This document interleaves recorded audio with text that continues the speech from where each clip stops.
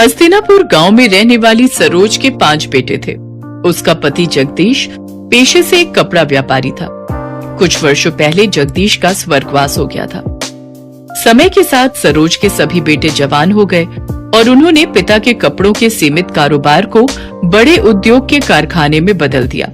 पूरे गांव में उन्हीं के चर्चे हुआ करते थे।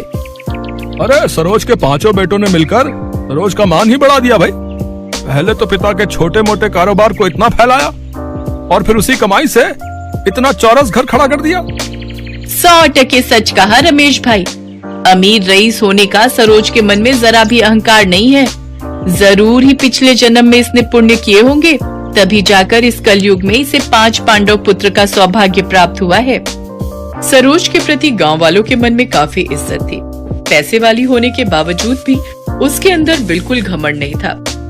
अरे मेरे 5 पांडु, यहाँ पर आओ।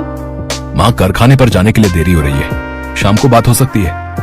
कामकाज के प्रति क्या इतना मशरूफ हो गए हो तुम लोग, जो पल भर के लिए अपनी माँ के पास नहीं बैठ सकते?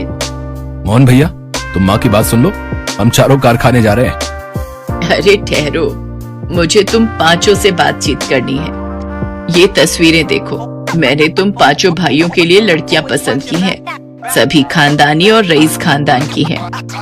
ऐसा सुनकर 5 भाई एक दूसरे का मुंह ताकने लगते हैं।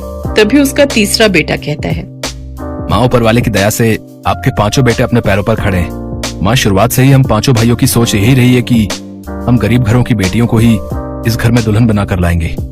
माँ, प्रदीप सही कह रहा है।